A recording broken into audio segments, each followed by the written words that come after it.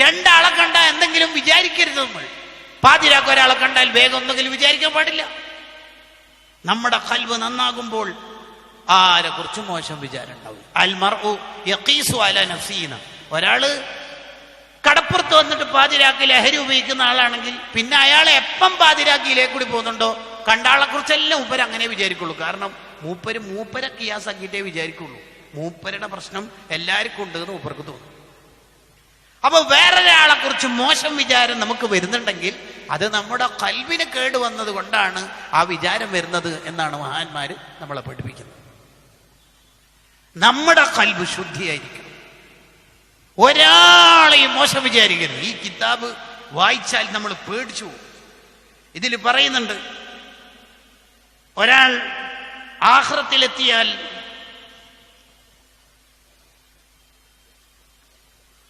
അയാളുടെ നന്മകളെല്ലാം മറ്റുള്ളവർ കൊണ്ടുപോകും.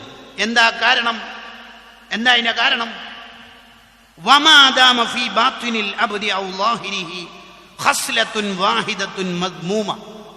വേറെ ഒരാളെ കുറിച്ച് മോശം വിചാരവുമായി ഒരാൾ ജീവിച്ചാൽ ലഅല്ല ജമീഅ അഅമാലിൽ അബ്ദിൽ ഖാലിസ, ഇയാൾ ഇഖ്ലാസോടെ ചെയ്ത എല്ലാ കർമ്മങ്ങളും ആരെക്കുറിച്ചാണോ മോശം വിചാരിച്ചത് അയാൾ അള്ളാഹിനോട് പറയും, ആ കർമ്മങ്ങളിൽ എനിക്ക് വേണോ, അതെല്ലാം കൊണ്ടുപോകും.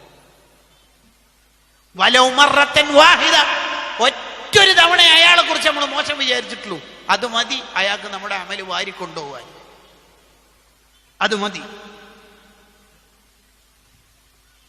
എന്നിട്ട് ഷാറാനി ഇമാം വിശദീകരിക്കുക, വഅലം യാ അഖി, എന്റെ പൊന്ന സഹോദര ഇതൊന്ന് കേൾക്ക്, അന്ന കുല്ല മൻ ഫതഹ അലാ നഫ്സിഹി ബാബ സൂഇൽ ളന്നി ബിന്നാസ്, ജനങ്ങളെ കുറിച്ച് തെറ്റിദ്ധാരണയുമായി മോശം വിചാരവുമായി ഒരാൾ നടക്കുന്നുണ്ടെങ്കിൽ കസറത്തു അഖ്സാമുഹു യൗമൽ ഖിയാമ, അയാൾക്കെതിരെ വാദിക്കാൻ ഈ ജനങ്ങളെല്ലാം വരും.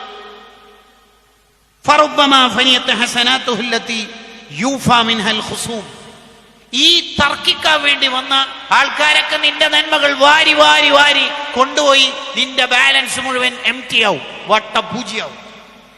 സുമ്മ വലഉ അലൈഹി മിൻ സയ്യിആതിഹിം, പിന്നെ അവരുടെ MDMഉം ആ തെറ്റുകുറ്റങ്ങളും നിനക്കിട്ട് തരും നിന്റെ തലയിൽ. നീ ഇന്നേ വരെ ലഹരി ഉപയോഗിച്ചിട്ടുണ്ടാവില്ല, നീ ഏതോ ഒരു കുട്ടിനെ കുറിച്ച് അങ്ങനെ വിചാരിച്ചോണ്ടതാ അയാളുടെ തെറ്റുകുറ്റങ്ങൾ നിന്റെ പേരടിക്കിടുന്നു.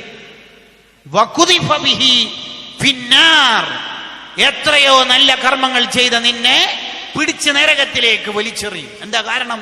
നീ നാട്ടുകാർ